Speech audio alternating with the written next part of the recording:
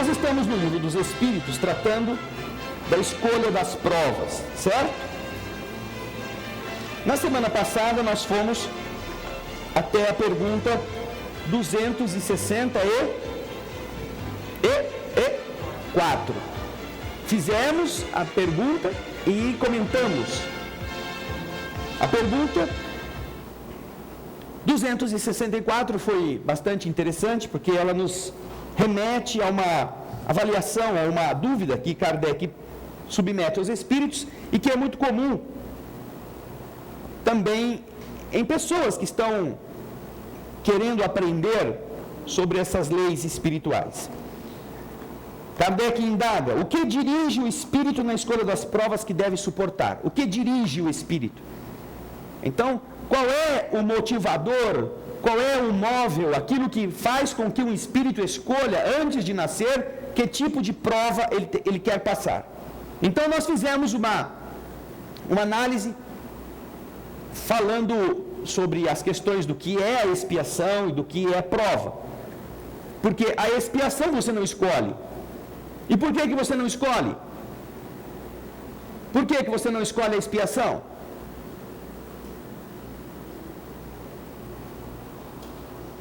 Por que você não escolhe a expiação?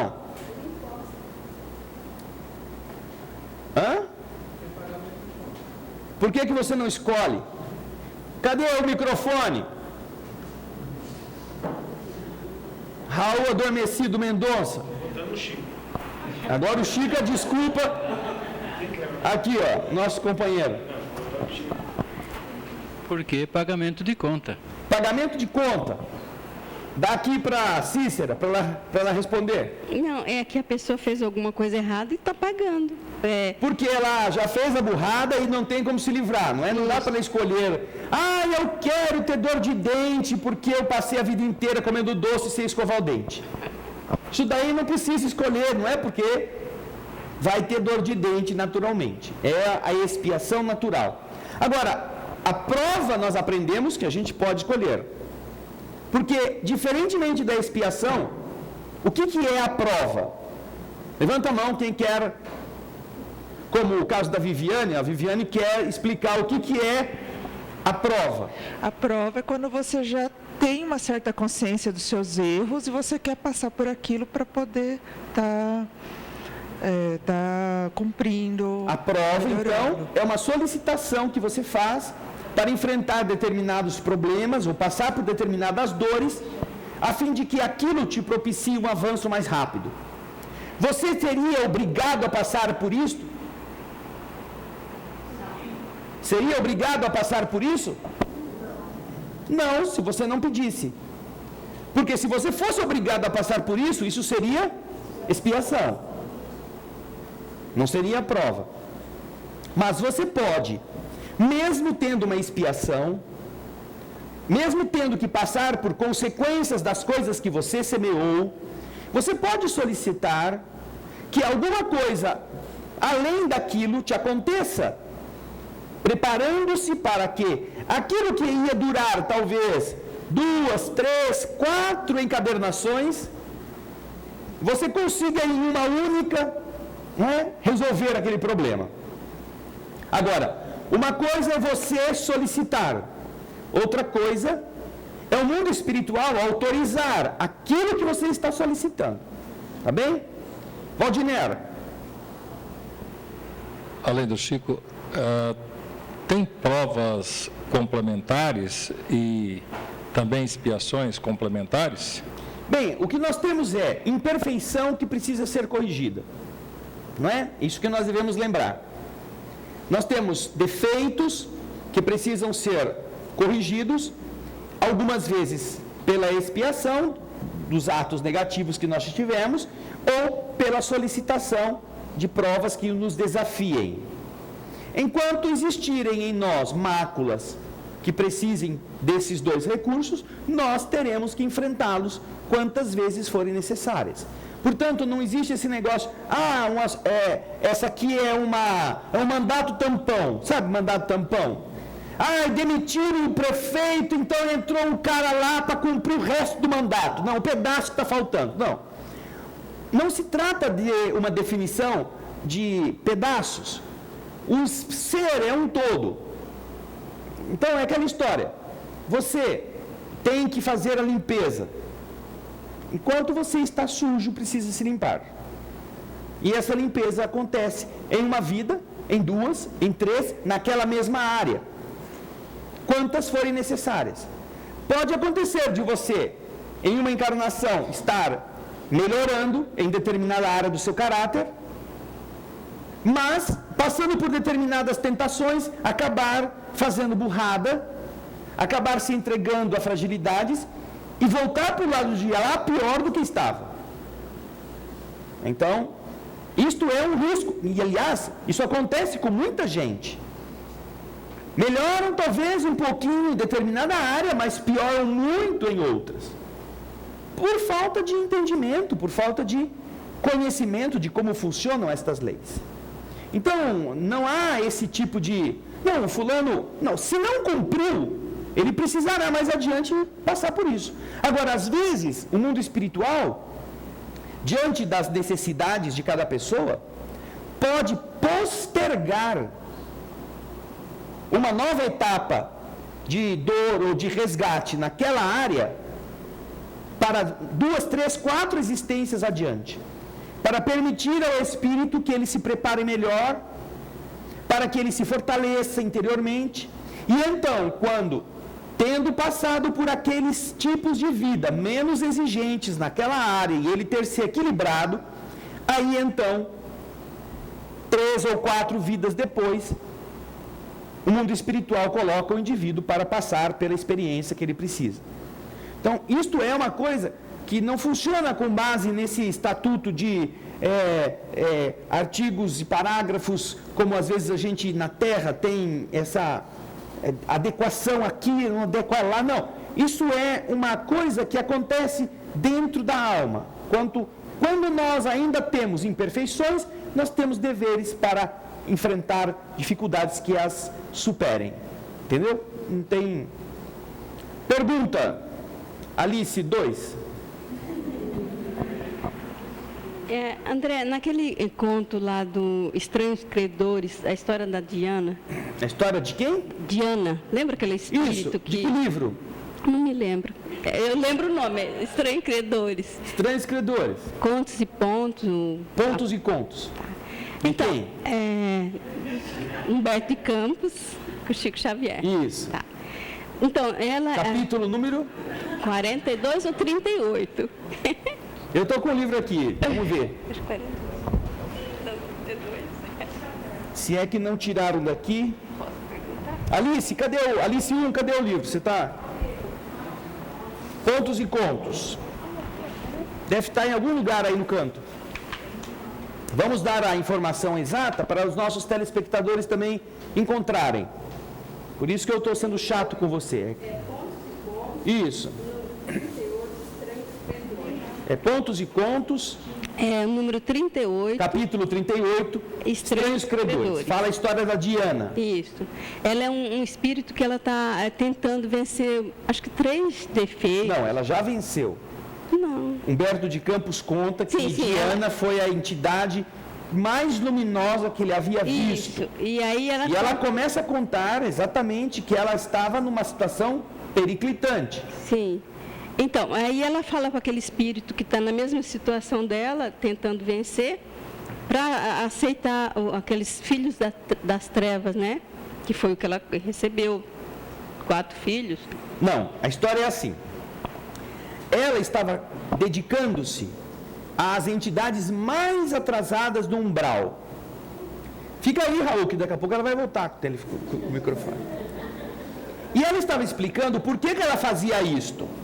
Por que ela estava se devotando a esses espíritos mais endurecidos. E ela começa a explicar que ela estava naquela região como vítima. E que ela recebeu a visita de uma alma muito luminosa que disse para ela se ela não gostaria de sair dali. E esse espírito falou que ela tinha, se ela desejasse, condições de lutar. Mas ela já tinha tentado sair daquelas condições em que ela tinha que lutar contra 3 defeitos de caráter básicos por 9 encarnações. Por 9 encarnações ela já tinha renascido e ela sempre falhava.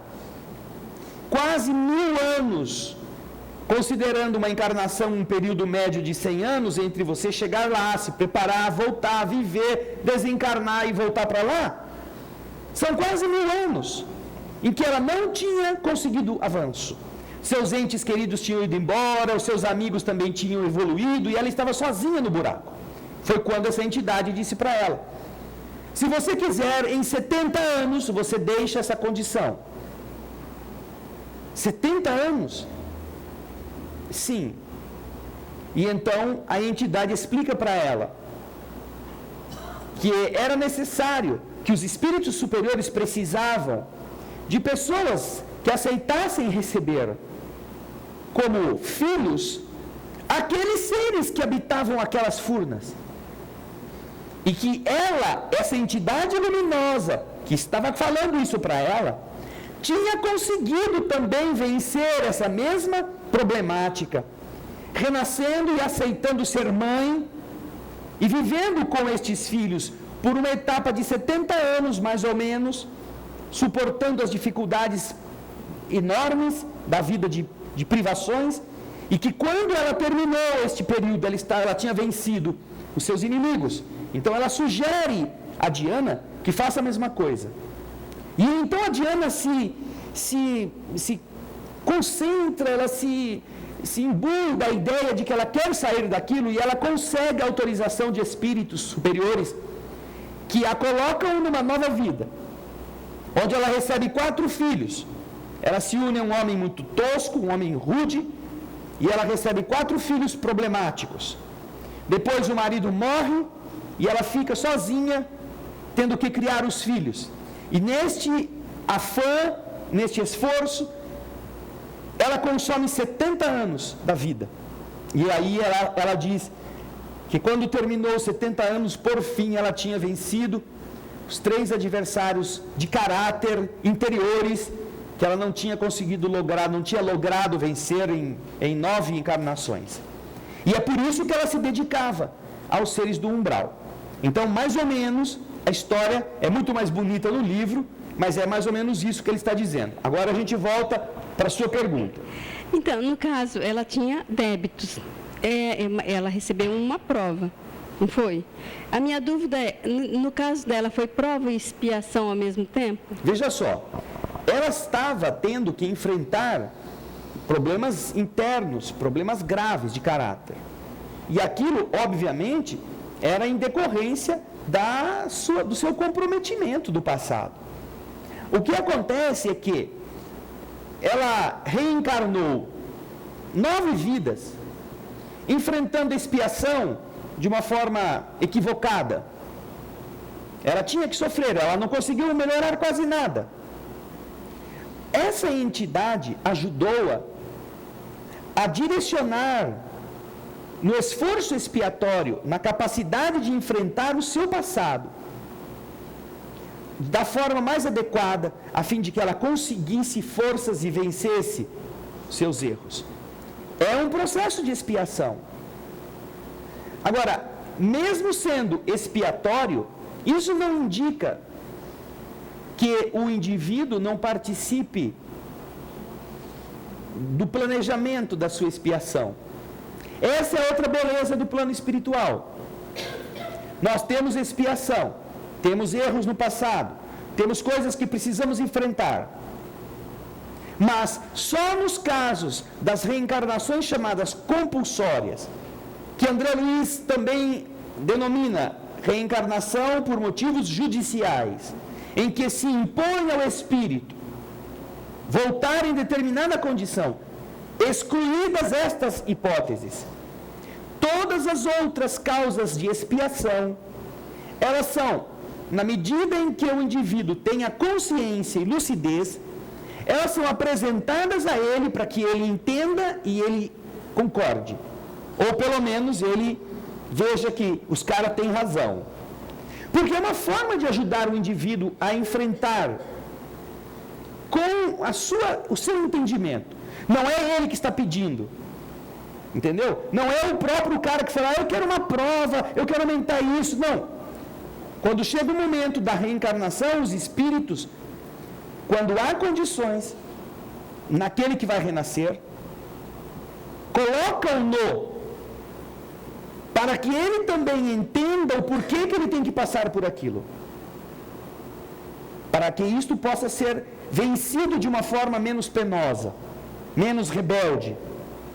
Então, é uma outra maneira pela qual os espíritos superiores ajudam nos processos de reencarne, como é o caso que a Diana está fazendo, que aquele espírito está fazendo com a Diana. É expiação.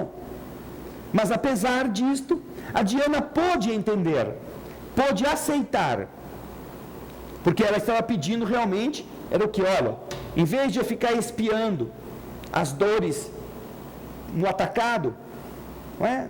A prestação, melhor dizendo, faz com que eu pague à vista de uma vez. E isso lhe foi concedido. E os conselhos que a entidade deu a ela enfrentou e ela soube aproveitá-los. Tanto que ela conseguiu vencer nesse tempo esses adversários atrozes. Mas ainda assim era um processo expiatório. Entendeu? Bom, nós estávamos tratando então dessa questão do que é que motiva no espírito ter solicitação de determinado tipo de prova, já que a expiação nós não escolhemos, ela é consequência, ou melhor, poderíamos dizer assim, nós escolhemos a expiação quando nós praticamos o erro, não é? Quando o guloso não se contém no garfo, nos excessos, certamente ele está escolhendo um corpo futuro como diabético, pelo menos. Não quer dizer que todo tipo de diabetes é decorrência disto, mas quer dizer que todos os desajustados do garfo, que se prejudicam pelos excessos, comprometem-se a, no futuro, ter um corpo que freie o impulso da alimentação excessiva, que faça com que esse indivíduo tenha que controlar aquilo que vai ingerir. Porque o problema não é o corpo. Nós entramos nesta área do desajuste alimentar não porque o corpo está querendo comer demais. É porque o alimento é visto como um prazer, produz prazer, e o ser quer desfrutar do prazer de comer.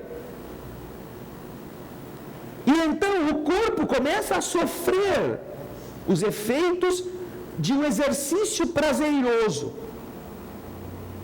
não de um abastecimento necessário. Nós nos abastecemos com poucas coisas, mas vocês já viram como é que a nossa alimentação tipo socialmente falando, vai no restaurante, tem entrada,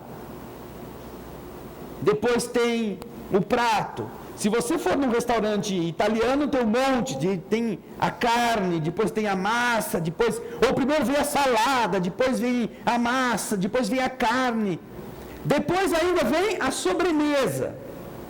Quer dizer, quando você está na sobremesa, você já está sem cinto.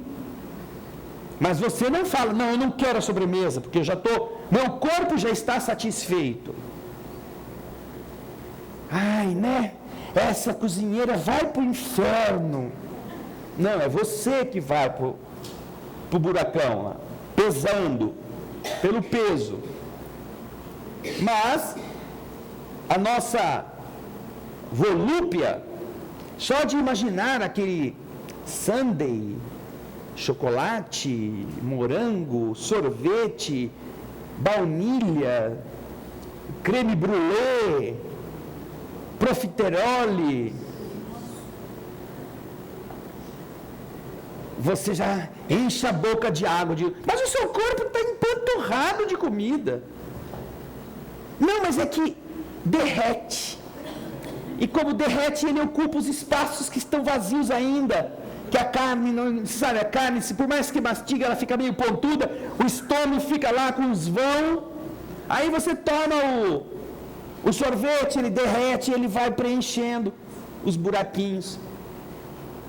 É assim que o raciocínio do gordo, da gorda ou do indisciplinado, gordo mentalmente falando, faz com que ele pegue a sobremesa. E não contente ainda tem o quê? Ai, mas ninguém pode ir embora sem tomar um café. Não, é o adoçante. Se o cara for muito cínico. Se ainda for muito cínico, ainda põe o adoçante. E aí põe a culpa no adoçante, que ele só engorda. Tem uma amiga que ela fala assim, eu não sei, eu não como nada, eu só engordo. Falei, é verdade, a ar engorda. Você não vê o pneu do carro? É que a coisa mais gorda que o pneu está cheio de ar. Quer dizer, não come à vista dos outros, mas escondidinho, né? E quer fazer o regime com a consciência das outras pessoas. Já notaram isso? A pessoa não fala assim, não, eu comi mesmo, engordei mais meio quilo hoje. A pessoa fala assim, sabe o que eu comi hoje? Uma azeitona. Desde cedo. É verdade? Olha, eu não sei, eu não consigo emagrecer. Não, tudo bem, eu acredito, você não vai dizer que está mentindo. Mas essa pessoa tem que contar para nós que não comeu nada. Por quê? Porque ela quer que a gente fale, nossa, você vai emagrecer. Mas não emagrece. Porque depois que a gente vai embora, ou depois que ela vai para fazer as suas atividades, aí ela come tudo que ela pode. E um pouco mais. Então, esse espírito está com um problema. Não é o corpo, não é o estômago. Não. É a alma. Que ela se viciou no prazer de comer. Então, se o corpo que estava sadio, de repente começa a ter problemas, porque este é outro efeito, não é? O efeito de muito comer é o de adoecer o corpo. Hoje as estatísticas mostram que há mais mortes no mundo por pessoas que comem demais do que por pessoas que não comem, decorrência exatamente desse excesso de gordura,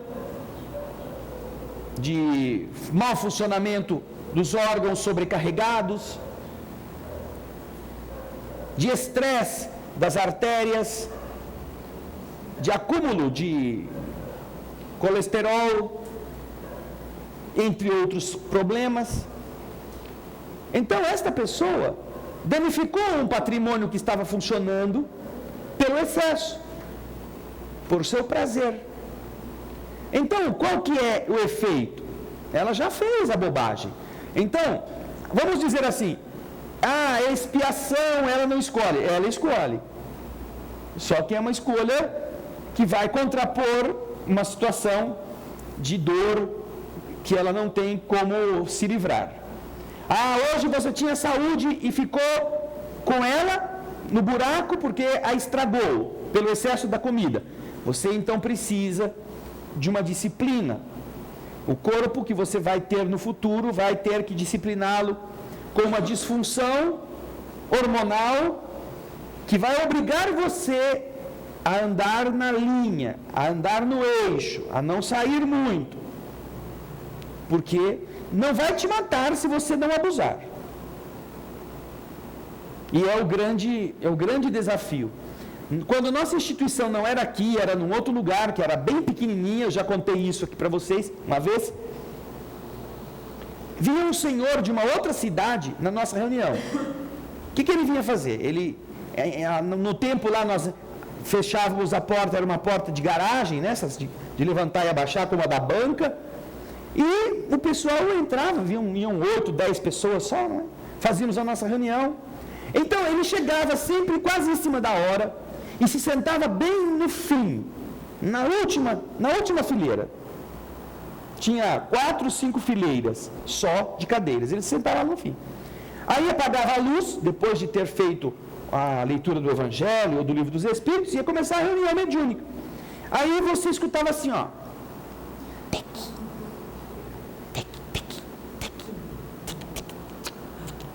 Sabe papel sendo desdobrado? Não há nada mais irritante num ambiente escuro e silencioso do que alguém abrindo uma bala, mas não querendo que ninguém escute.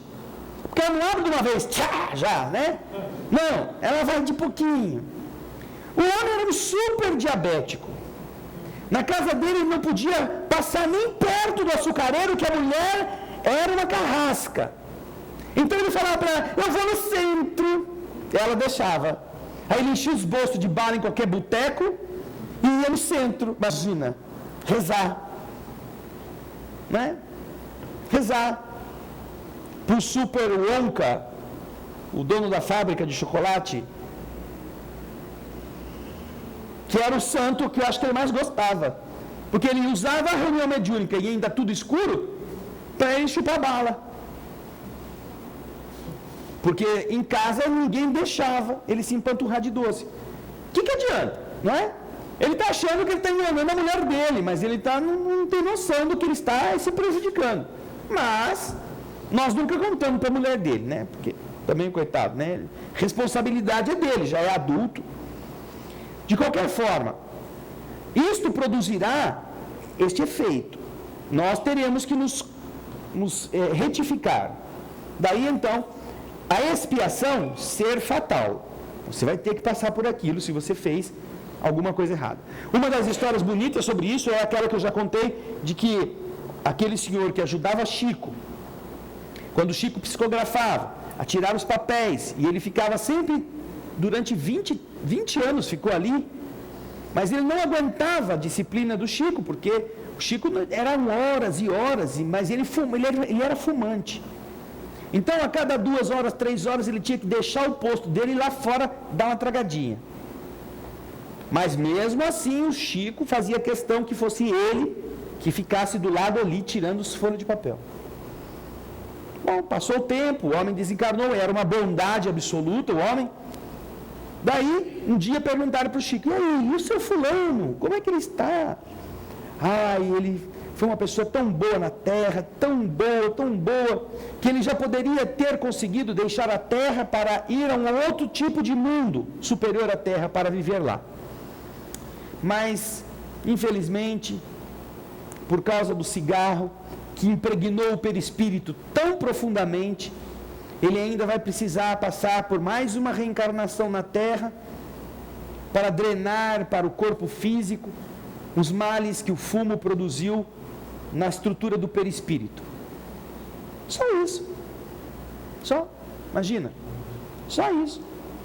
Você já podia sair do caldeirão fervente, da frigideira acesa, e já ir para um outro lugar, mas não, vai ter que voltar para o mundo, nascer de novo, passar por todas as tentações, passar por todos os desafios, por todos os problemas, viver 20, 30, 40, 50 anos sem fumar, mas provavelmente com bronquite, com falta de ar, com um tumor pulmonar, alguma coisa assim, do estilo, para só depois, se morrer bem, poder ir para o lado de lá, seguir o seu destino.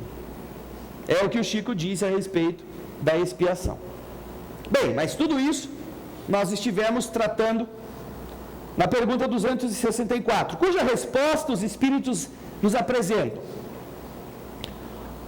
O que dirige um Espírito na escolha das suas provas, ele escolhe aquelas que podem ser para ele uma expiação, segundo a natureza de suas faltas, e o faz avançar mais rapidamente. Alguns se impõem uma vida de misérias e privações para tentar suportá-la com coragem.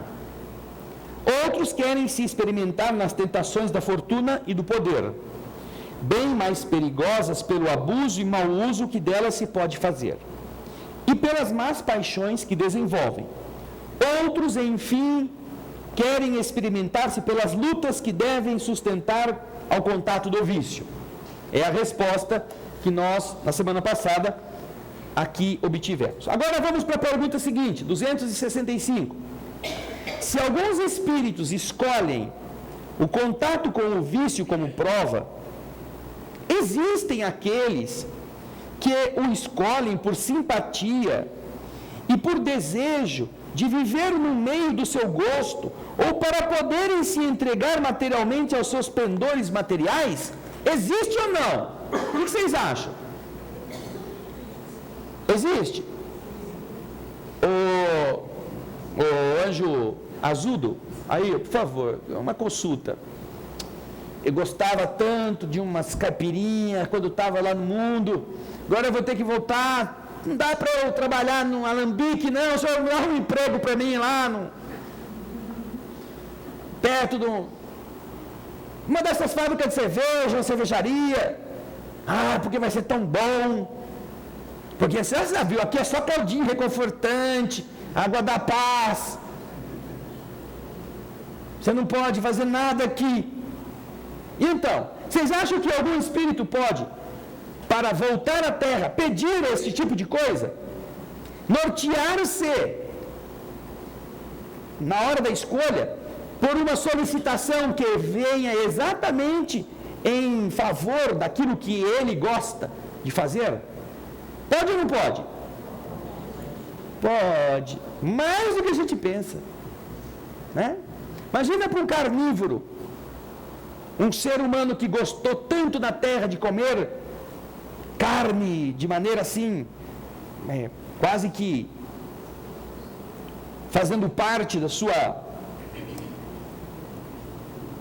sua própria alma.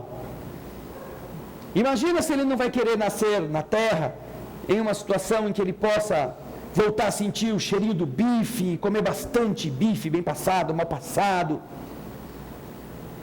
Já pensou se ele nasce numa comunidade Hare Krishna? Sabe? Ou ele escolhe para nascer na Índia, entre uma família que é desses que não come nem ovo frito. Que do boi a única coisa que aceita é o mugido, porque nem o leite eles tomam, porque é orgânico. Já imaginou? Meu Deus, vai ser terrível.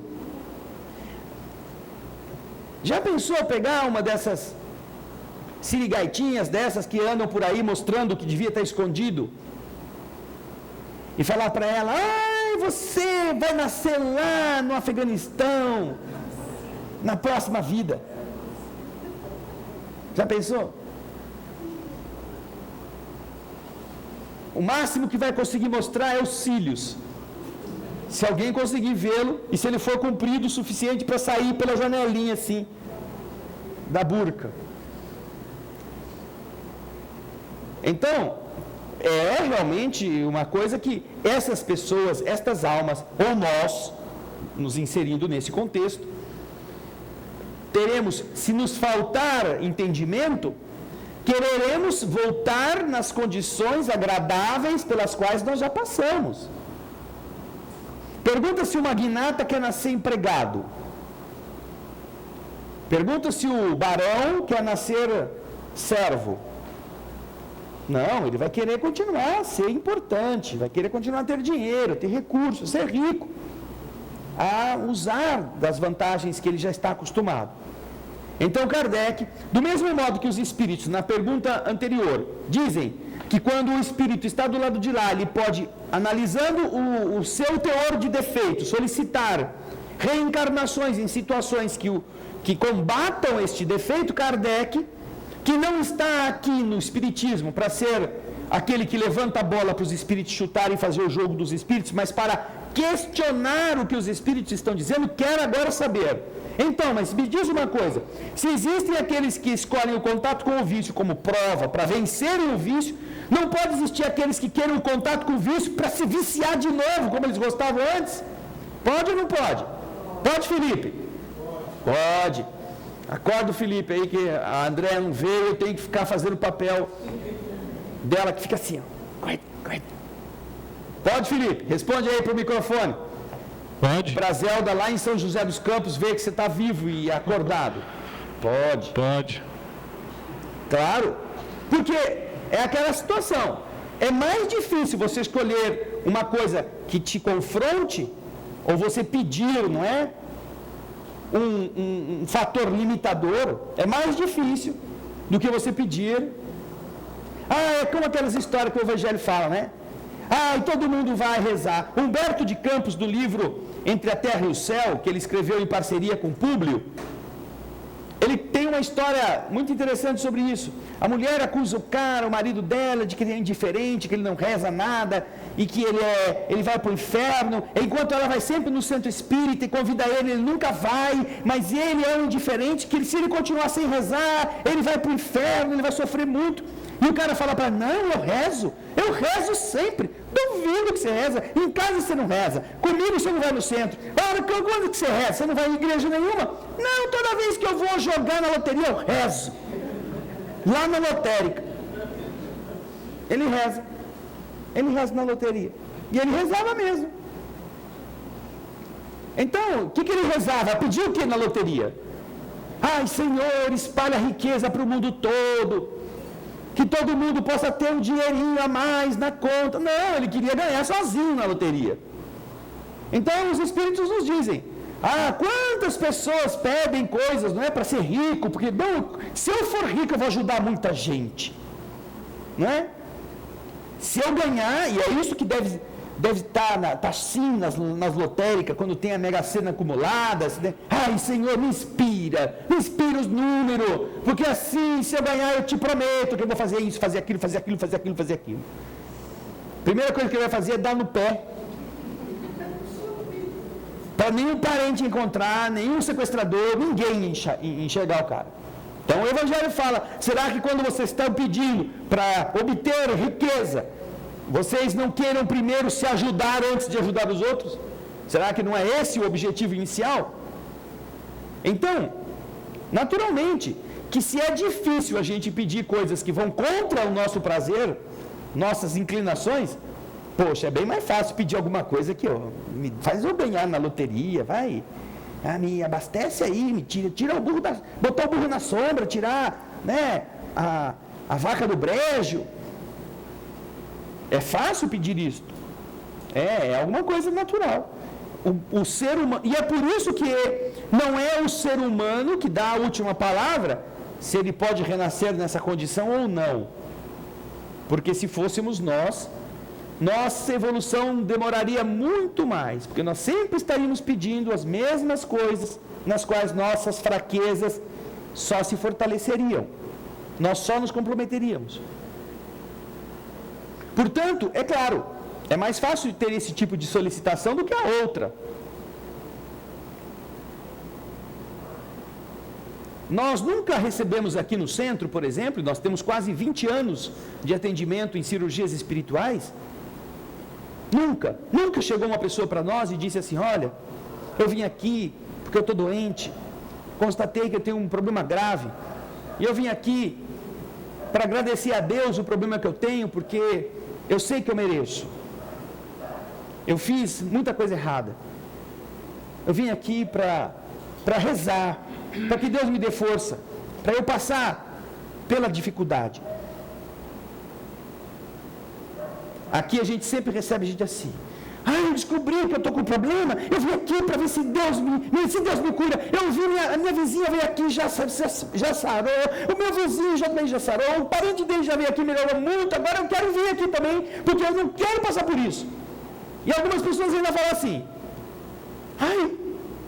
depois que recebe a cirurgia, eu vou ficar curada, né?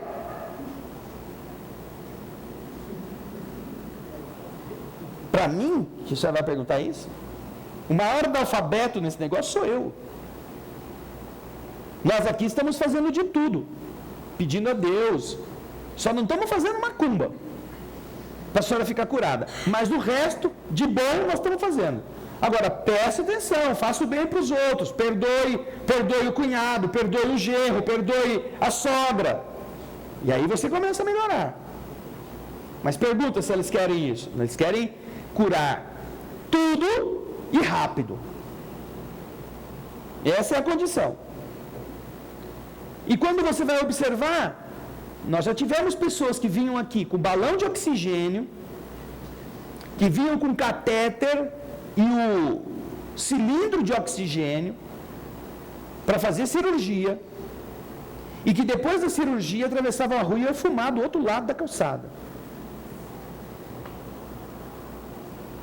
Quer sarar? Eu acho que não. Deus respeita. Mas essas pessoas, elas vêm pedir estas coisas. Nunca recebemos aqui ninguém que diz, eu mereço essa doença. Eu sei. Eu fiz o que eu não devia. Eu vim aqui não para pedir para Deus curar, não. Eu vim aqui para pedir que Deus me dê apoio para eu vencer essa luta. Eu não quero que Ele me cure. Eu preciso dela. Eu preciso me curar. Não, nunca vi ninguém pedindo isso.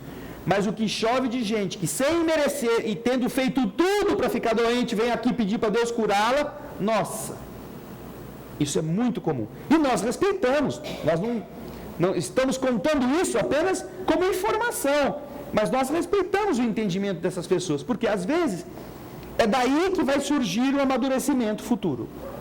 De passar por isso, é que a pessoa vai começar a meditar, aí ela se abre para uma leitura, para ouvir uma palestra, alguma coisa assim. Aí começa a ir no centro, porque não, tem que curar, você vai curar, vou curar. Outros falam assim, o médico falou que eu vou ter que fazer uma cirurgia no hospital, mas eu morro de medo de cirurgia. Eu vim aqui então para eu não poder ir na cirurgia do hospital. Não quero ir na cirurgia do hospital. Por isso que eu vim aqui para o doutor Bezerra me operar. Ela acha que a cirurgia do hospital é uma punição. Aí eu falo para ela, a senhora já pensou que a cirurgia num hospital é uma bênção divina também? A senhora imagina o que era ter uma apendicite há 50 anos atrás, onde não havia recurso, e você tinha que sofrer e às vezes morrer por causa disto?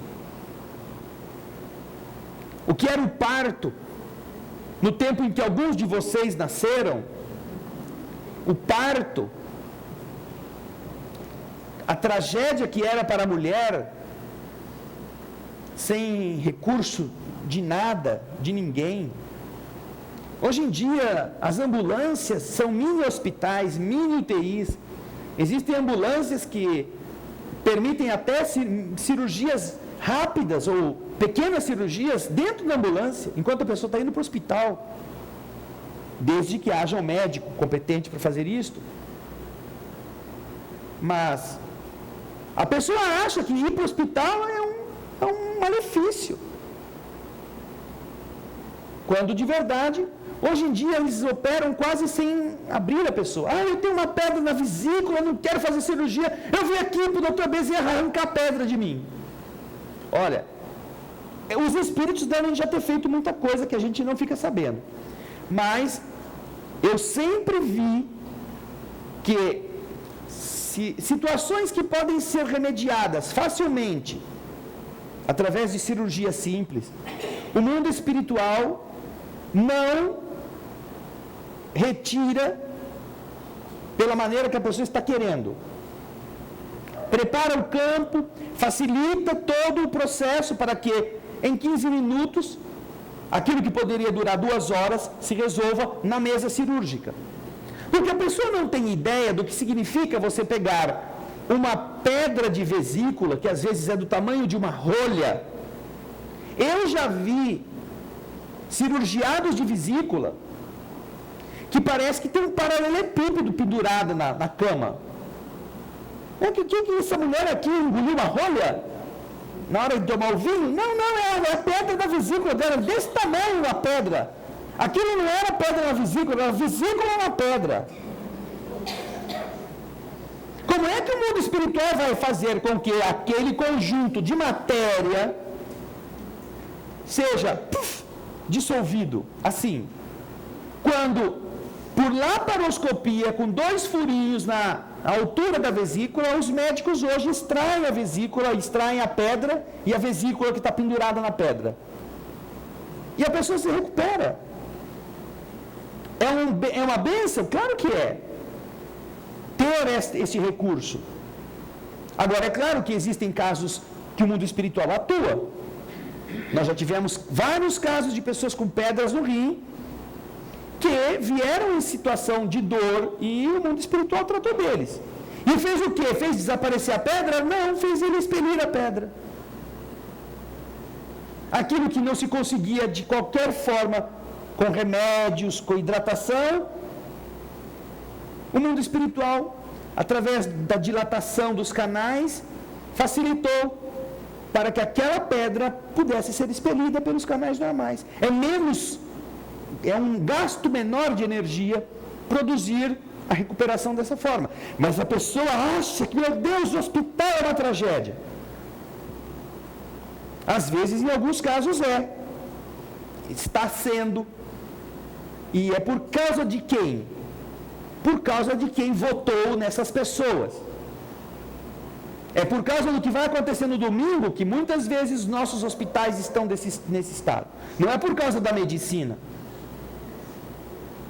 Não é por causa da falta de tecnologia. É por causa da falta de caráter. Mas isso é um outro departamento. Agora, a medicina é uma bênção de Deus. Porque é o conhecimento que favorece a recuperação da pessoa. E isso a pessoa não entende desse jeito, ela fica com medo, com receio. Compreensível, vai que a pessoa erre lá a dose do anestésico e a pessoa não acorde.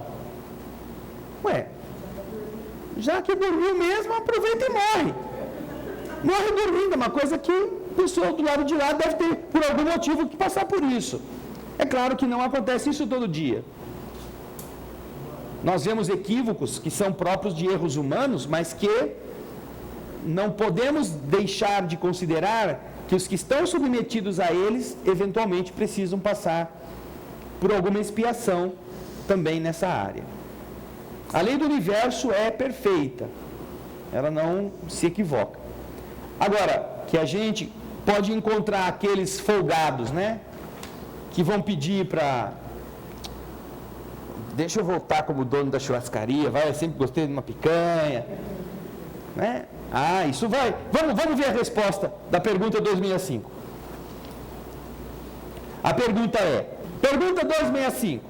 Se alguns espíritos escolhem o contato com o vício como prova, existem aqueles que o escolhem por simpatia e por desejo de viver no meio de seu gosto, ou para poderem se entregar materialmente aos seus pendores materiais? Resposta: existe, sem dúvida, esses espíritos, mas apenas entre aqueles cujo senso moral está pouco desenvolvido. A prova vem deles mesmos e a suportarão por mais tempo. Cedo ou tarde, compreenderão que a satisfação das paixões brutais tem para eles consequências deploráveis, que suportarão durante um tempo que lhes parecerá eterno.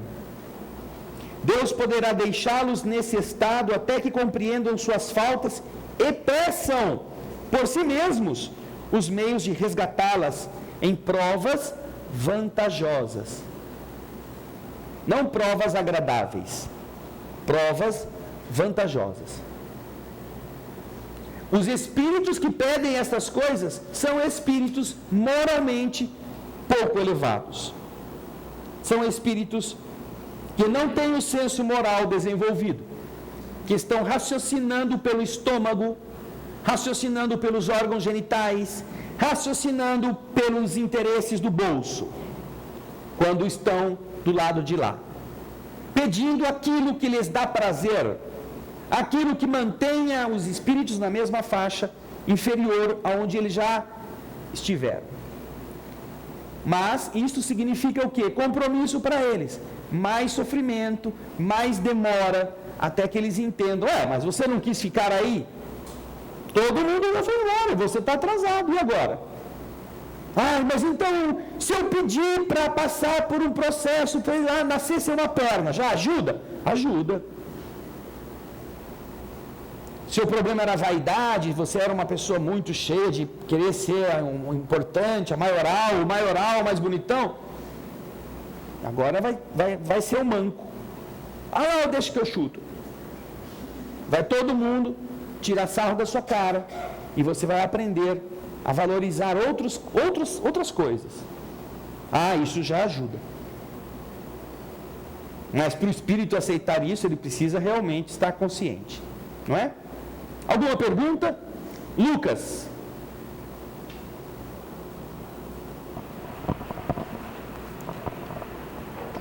André, eu pensava que o espírito tinha que estar numa condição diferente dessa, de senso moral para vir. Ele teria que estar, para poder voltar, numa condição mais consciente. Então, eu fiquei surpreso desse senso moral ruim, e vem. Então, eu gostaria que você me falasse por quê. Primeiro que vem, inclusive, os que não têm senso moral, que vêm renascidos à força, em expiações que são expiações de natureza compulsória. Eles não têm senso, eles não entendem nada, eles se permitirem que eles escolham, eles vão escolher sempre as tragédias. Portanto, já dos espíritos que não têm senso, eles renascem com outros espíritos superiores, assinando ou afiançando o processo de resgate. Agora, dali, dos mais inconsequentes até os espíritos mais elevados, existe toda uma faixa, uma gradação de evolução em que os espíritos podem ser consultados ou podem ser instruídos do porquê aquilo vai acontecer com ele. Você vai estar chegando a hora de renascer, você precisa renascer. Se você ler o livro Memórias de um Suicida, você vai ver que há espíritos ali esperando séculos e não querem renascer. Até que chega um momento em que os espíritos, seus tutores, dizem: você precisa renascer. E isto tem que acontecer. Você vai precisar passar por uma avaliação, você vai ter que entender o porquê você tem que voltar. Eles passam por cursos que vão despertando a lucidez do porquê, e eles sabem que mais adiante eles vão ter que passar pelo mesmo teste no qual eles falharam no processo do suicídio. É esse o medo de muitos que não querem vir, porque vão ter que se defrontar com aquilo que causou a falência na vida anterior. Mas ainda assim, eles são convocados ao renascimento, no processo da evolução. Porque você pode estudar bastante, estudar muito, ser um ótimo estudioso, mas você só vai saber se sabe o dia que você passar pela prova. Você não pode pegar um caderno, não pode pegar um livro, não pode colar de ninguém, você tem que resolver a equação com aquilo que você tem dentro de você. É só aí que a gente cresce. Então, por isso que esses espíritos, eles podem até solicitar estas coisas. Não quer dizer que isso será atendido, mas a solicitação pode ser feita. Entendeu? Ok? Uma sequência. No caso da prova, ele escolhe passar por uma prova. Existe a condição, por exemplo, dele chegar aqui, ser feliz, por exemplo, durante 30, 40 anos. Aí essa prova acontecer com ele após esse tempo de vida feliz, ou o contrário, ele vem sofrendo e depois passa uma vida feliz, termina uma vida feliz. Por exemplo, você entendeu? Você consegue cumprir essas provas? Mas qual é a sua então, existe essa prova encarnada ainda? Você Bem, conclui ela? Veja só.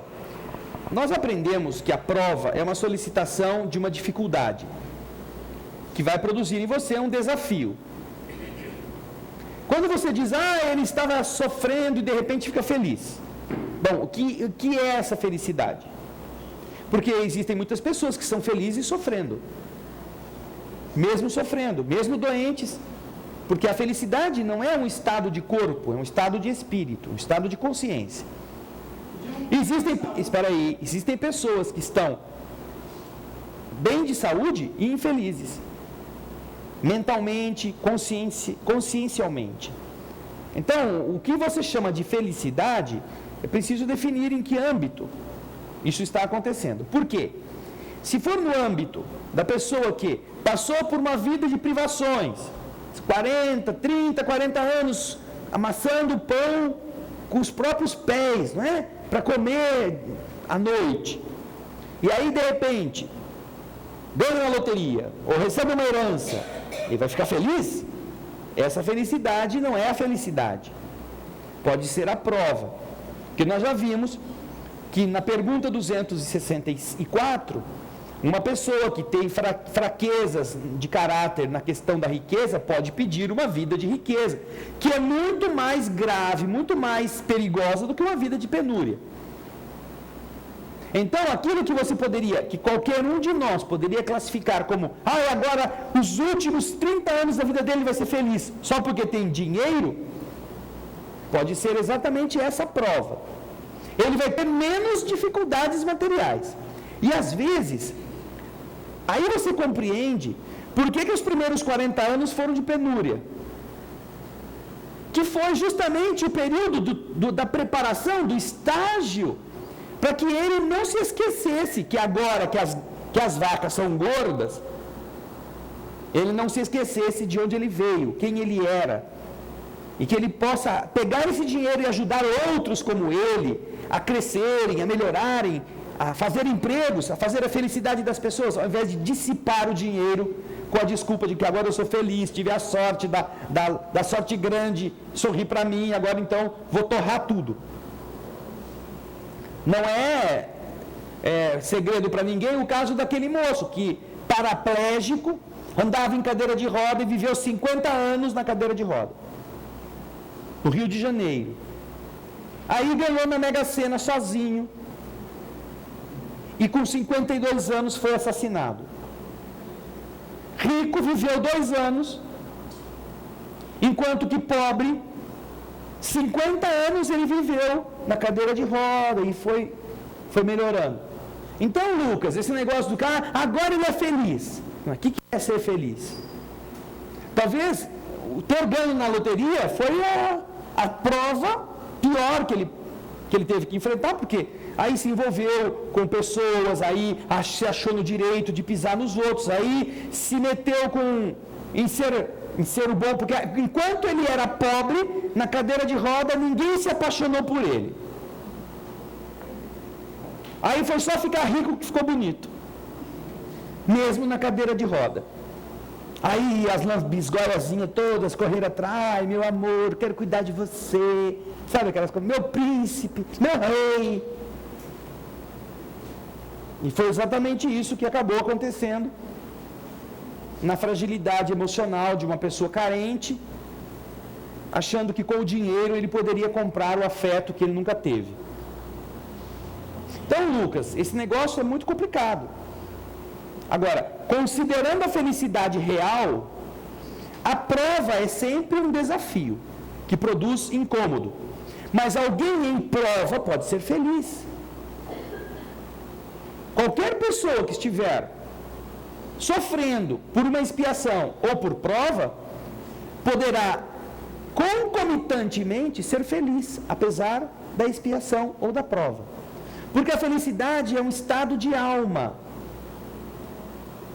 Não é um estado externo que para existir você não tem dívida, ninguém te cobrando, você também não precisa tomar remédio, você tem toda a roupa que quer, o carro que você quer andar para lá e para cá, eu sou feliz. Não, isso não é ser feliz.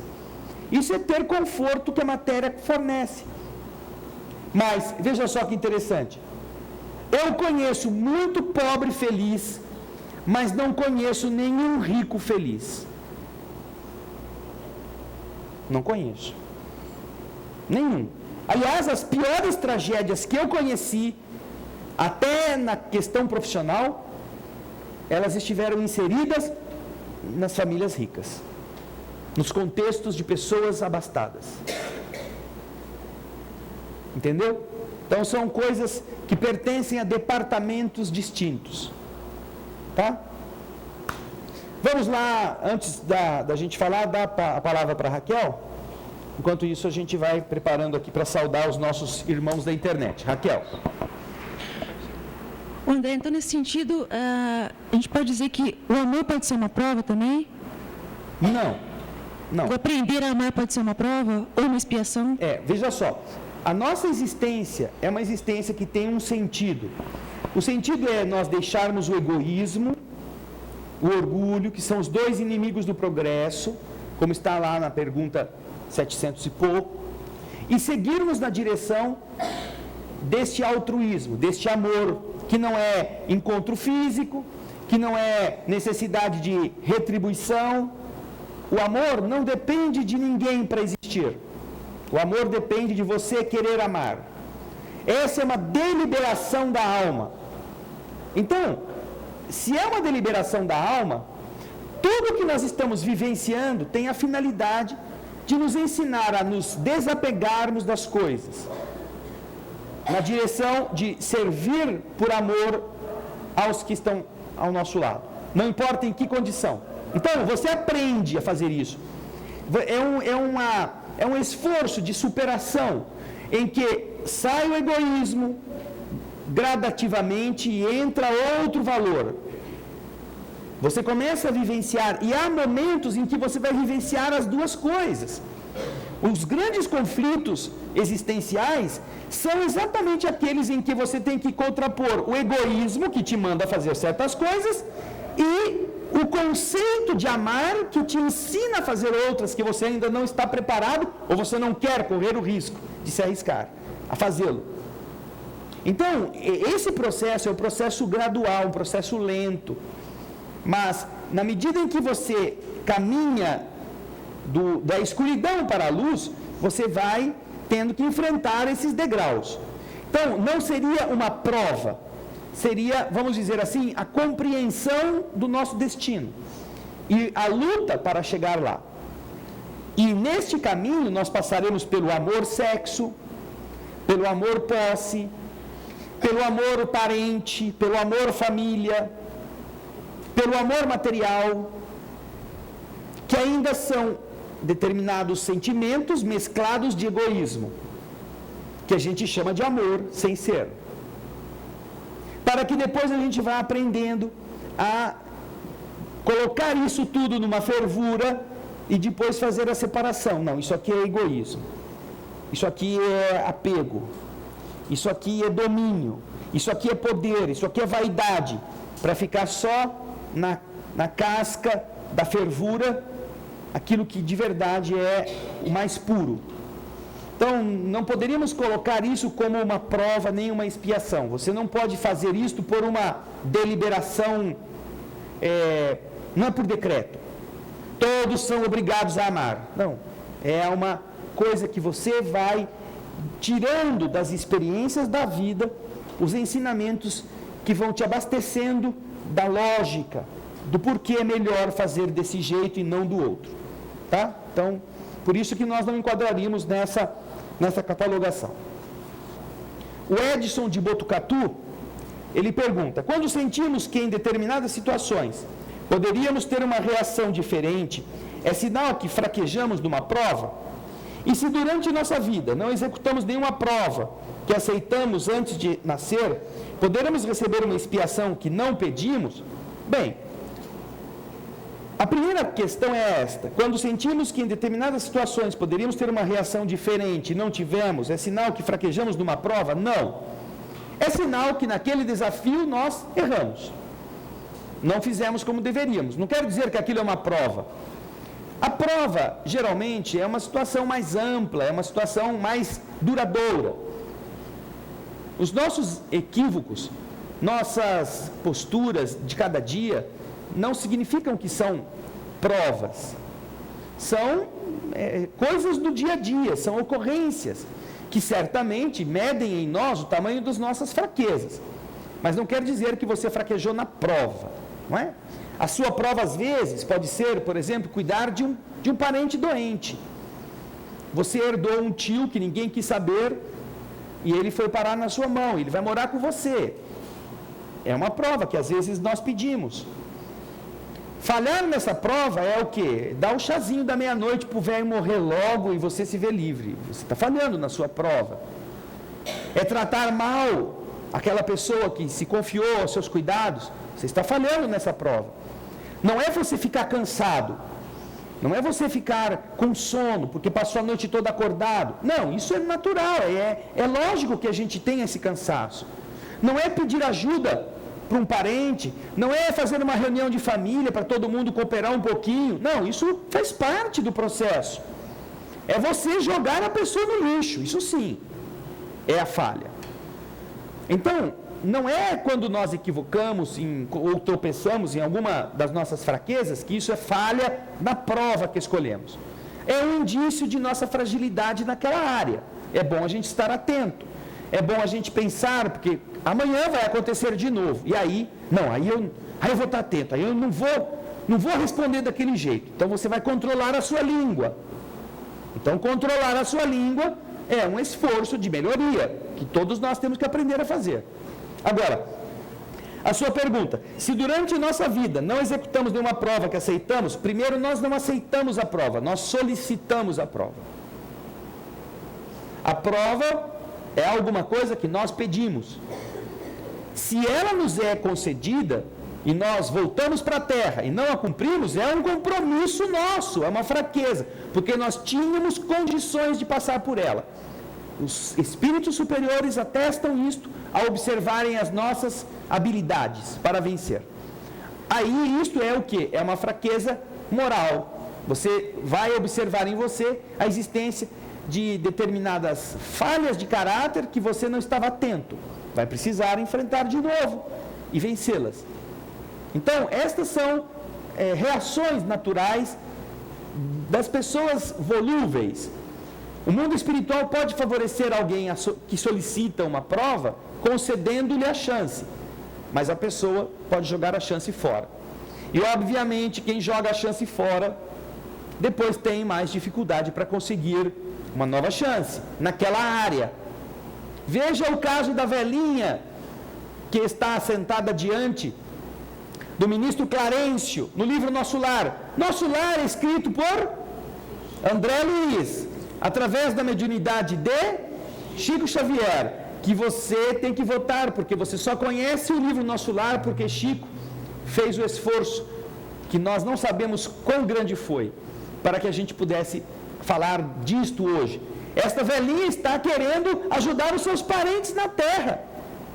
E vai falar com o ministro Clarencio. O ministro Clarencio fala com ela com muito amor, muito carinho, mas muita firmeza. Ora, você tinha dificuldade, você pediu serviço, eu te coloquei num lugar. Ah, mas lá era impossível, muita confusão. Você reclamou, então nós mudamos você de posto e pusemos você num outro lugar. Mas aquilo lá era a antessala do inferno. Então, vendo que você não aguentava aquilo, pusemos você numa outra área. Ah, mas ali era só louco que trabalha. Aí, quando a gente estava estudando onde pôr você, quando a gente foi ver, você já tinha se recolhido nos campos de repouso. Você estava descansando de tanto trabalhar, não fazendo nada. Como é que agora você está querendo pedir mais regalias se ainda não fez nada por ninguém? É o que o ministro fala para ela. Velhinha, de cabelo branco. Imagine o André Luiz sentado do lado dela assim, novão, enxuto.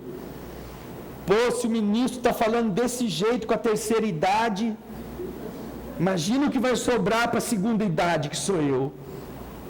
O André Luiz não fala desse jeito, ele fala de outro jeito, assim, mas ele está louquinho para achar uma vaga e sair correndo da sala e continuar lá na caminha do hospital, tomando um caldinho reconfortante. Então, é um equívoco da mulher. Ela queria o quê? Queria direitos sem ter conquistado, por cumprir seus deveres, o apoio de ninguém. Portanto, assim, Edson, nós vamos nos comprometer, se porventura capacitados, tendo solicitado determinada prova, nós fugirmos deste enfrentar a dificuldade. Aí sim, aí nós estaremos do lado de lá como criaturas que não terão esta possibilidade mais tão fácil. Tá bem? Obrigado pela pergunta. Nós temos uma pergunta aqui feita de Campinas, e nós encontramos este fenômeno estudado também no Livro dos Espíritos, que se chama ubiquidade. É a pergunta da Raquel Neger, que está na internet e ao mesmo tempo está aqui sentada. É que na semana passada ela não veio, ela estava assistindo lá de casa. De acordo com a Constituição brasileira, ninguém pode alegar desconhecimento da lei. Ou seja, a alegada ignorância da lei não exime o cidadão de sua responsabilidade civil e criminal. Parece que você está fazendo aula com o Valdinero, hein? Está sentando muito perto do Valdinero. Diante do Tribunal da Justiça Divina, pode o espírito alegar esquecimento das provas escolhidas como atenuante do não cumprimento das tarefas a ele relegadas? Né? Raquel, essa é uma pergunta que quer equiparar, talvez, a maneira de funcionamento do Tribunal humano num planeta de prova e expiação tão atrasado com os recursos do tribunal divino para avaliar de verdade cada um de nós diante da realidade, não é? Nós não podemos comparar. Mas eu voltei na terra e esqueci. Não, nós não esquecemos dos nossos compromissos, nós fugimos deles. E a lei do universo tem como aferir isto. Aliás, inclusive, a lei do universo concede atenuantes que nenhum tribunal da terra concederia. Nenhum tribunal. Mas essas atenuantes têm que ser verdadeiras. Sempre estarão procurando beneficiar aquele indivíduo que porventura fracassou, mas não porque na hora H ele fugiu da luta. Até porque, para renascer, tendo solicitado uma prova, ela só lhe foi concedida depois de ele ter sido avaliado e ter se constatado que ele tinha condições de enfrentá-lo, com todas as oposições possíveis que surgiriam no caminho. Só depois disso é que se autoriza. Agora, chega aqui, a coisa fica mais difícil, todo mundo quer pular fora. Eu pedi a prova de ser pai de um filho que tivesse uma deficiência física. Aí você vai no médico, ele faz faz aqueles exames lá na barriga da mulher, lá, né? O ecocardiograma, como chama aquele, né? Ultrassonografia. E aí descobre que a criança só tem 3 membros. Está faltando um. E aí, não, vamos arrancar essa criança. Não, porque a gente tem que tirar esse menino. Ele vai ser um aleijadinho na terra. Não queremos isso. Aí começa o cara a pular fora, ou a moça a não querer o filho, só porque vai todo mundo dar risada da cara dela, porque as pessoas vão chamá-los de pais de crianças deficientes, como se isso fosse um crime, ou se fosse uma vergonha. É a vaidade da pessoa que está sendo provada. Ela teria condições de enfrentar isso? Teria, tanto que ele foi concedido. Mas depois que faz o aborto, é que eu não me lembrava como é que era, quem que eu tinha que ter como filho? Não. A lei do universo, ela se vale, Raquel, de alguma coisa que é muito mais cruel do que qualquer tribunal, que é a nossa consciência. Então, do lado de lá, seja com aparelhos, ou seja com a nossa própria lembrança, nós vamos lembrar palavra por palavra, pensamento por pensamento, de tudo o que nós invocamos para fugir da prova. E aí não tem desculpa. Eu citei aqui o livro Memórias de um Suicida, que também pode ser citado novamente nessa questão. Quando os suicidas vão passar, eles são, no livro, submetidos a 3 aulas, periodicamente, todos os dias. Eles têm 3 professores. Um dos professores utiliza dos próprios alunos como matéria de ensinamentos. Então, eles têm um aparelho que eles acoplam na mente do aluno e em uma grande tela, tudo o que levou o aluno a se matar na terra é projetado, da consciência dele. Todo mundo assiste todo o processo preparatório da ideia do suicídio, tudo o que ele fez, todas as desculpas, todas as mentiras que ele inventou para se matar.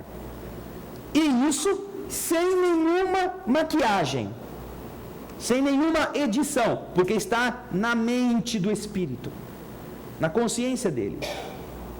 Ele não tem como adulterar isto. É ele que está sendo estudado, escaneado nesse filme, nesse cinema.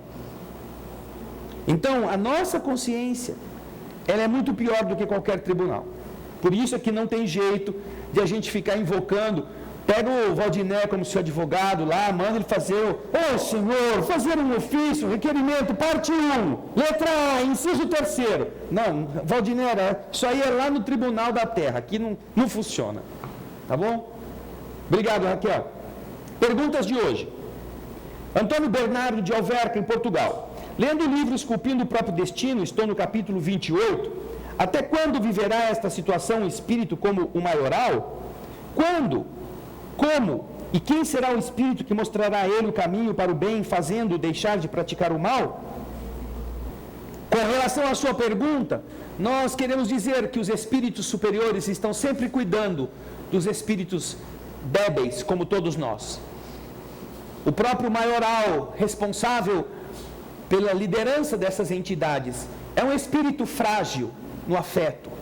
É um espírito que, como o Gregório do livro Libertação, pode ser muito poderoso para os que o intimidam, ou os que ele intimida, os que se submetem à sua liderança no mal. Mas quando encontra a sua mãe,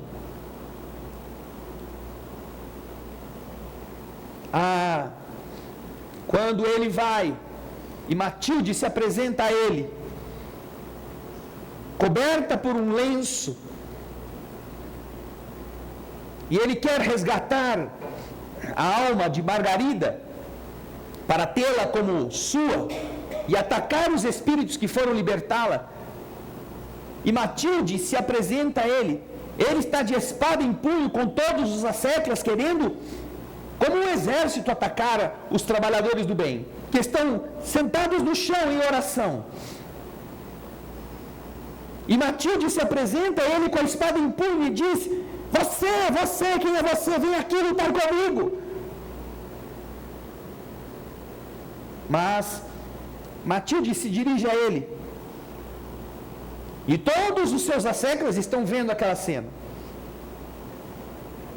Você não tem coragem? Vem aqui que eu te afrontarei com a minha espada, te destruirei. Se você tem medo da vida, fuja daqui.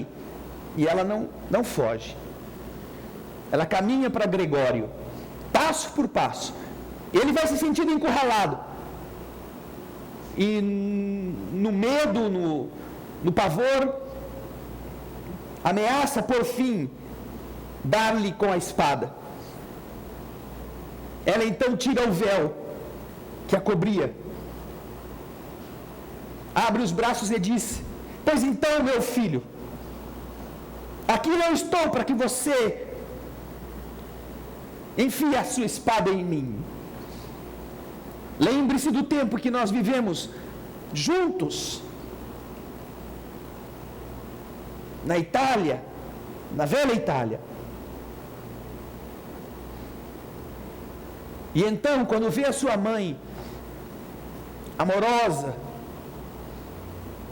ele não aguenta. Ele era o maioral, Antônio, que o amor de Matilde converteu. E todos nós vamos encontrar sempre alguém que nos ame, porque o mal não aguenta o bem. Não é que o bem é mais forte, não é que o bem é mais poderoso, é que o mal pode ser tudo, o mal pode fazer tudo, mas o mal não consegue fazer o bem. O mal não resiste a ele. Então, Antônio, o mundo espiritual saberá atender esta alma no momento em que ela estiver preparada para isso. Mas não é só este não, são muitos espíritos que estão nessa condição, tá bom? E muitos que estão trabalhando para resgatá-los. Obrigado pela sua pergunta, viu, Antônio? Um grande abraço. O Adailton de Santos: Nossos políticos podem estar em situação de provas ou expiações e falham na hora de permanecerem honestos e dedicados ao bem-estar do povo, preferindo corrupção e a desonestidade? Cada um de nós, político ou não, estamos na Terra com a missão atribuída pela ordem divina e descrita na pergunta 573 do Livro dos Espíritos. A missão do homem encarnado na Terra. Se você vai procurar no Livro dos Espíritos, você verá que ali está contida a tarefa que não só os políticos precisam vivenciar, todos nós: instruir os homens, ajudar o seu progresso, melhorar as suas instituições, por meios diretos e materiais. Esta é a missão do homem encarnado na Terra.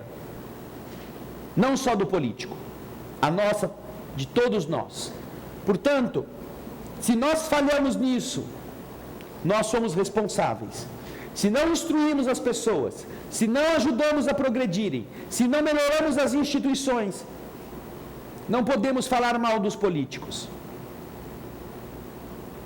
Porque muitas vezes cursamos a mesma escola que eles. O nosso problema é conosco, não é com eles. O nosso problema é cumprir a nossa missão, independentemente de que os outros não cumpram a deles. Eles serão responsáveis perante o universo, como nós. Tá bom, o Adailton? Muito obrigado pela sua pergunta, nosso querido irmão lá da cidade de Santos. Bem, nós chegamos ao final do nosso tempo. Nós te agradecemos, Jesus, pela possibilidade de voltarmos a esta casa em busca do conhecimento, na renovação dos conceitos.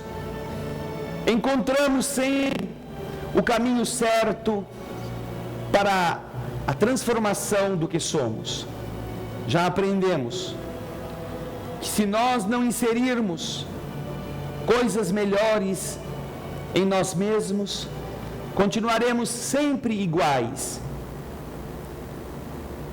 Jamais deixaremos as condições medíocres em busca de níveis mais elevados.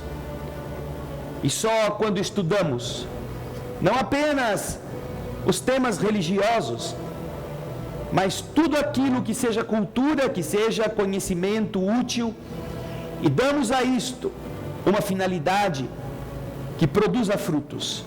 Só quando fazemos isto é que nós nos transformamos. Por isso nós te agradecemos a oportunidade de meditar sobre as questões da alma, sobre como se relacionam os seres dos dois lados da vida, sobre a possibilidade de construirmos agora aquilo que encontraremos quando o corpo perecer e nós, por força da natural transformação, nos encontrarmos do lado da verdade, no mundo real. Sobretudo, Senhor, nós te agradecemos a honrosa oportunidade de estarmos nesta noite comemorando mais um ano de vida daquele que foi enviado ao mundo com a missão de portar a mensagem do Consolador prometido, através do trabalho devotado, rigoroso, desinteressado, que o professor Rivaio realizou e que, por causa dele, permitiu que aqui nos encontrássemos hoje. Obrigado, Senhor, porque através de uma única criatura que cumpre seu dever, milhões de outros seres se beneficiam. É a expressão mais pura e adequada da figura usada no Evangelho, que nos ensina que quando, caindo ao solo, a semente se recusa a morrer, lá permanece sozinha. Mas, quando a semente aceita morrer, ela produz muitas e muitas outras sementes. Que nós aprendamos a valorizar o que significa para a nossa vida o conteúdo ético, filosófico, científico dos ensinamentos obtidos e que ainda inspiram os seres 200 anos depois da vinda de Kardec ao mundo a se descobrirem, porque ainda é muito pequeno o contingente daqueles que tiveram a felicidade de encontrá-lo e de entender estas leis indestrutíveis da alma. É assim que agradecemos podermos aqui estudá-las, pedindo a inspiração celeste a cada irmã e irmão que participará do nosso encontro de hoje, de tal forma que eles possam ser outros pequenos Kardec's, com determinação, com desinteresse, espalhando a semente generosa do entendimento. Agradecidos, deixamos aos teus pés a oração silenciosa. Pai nosso,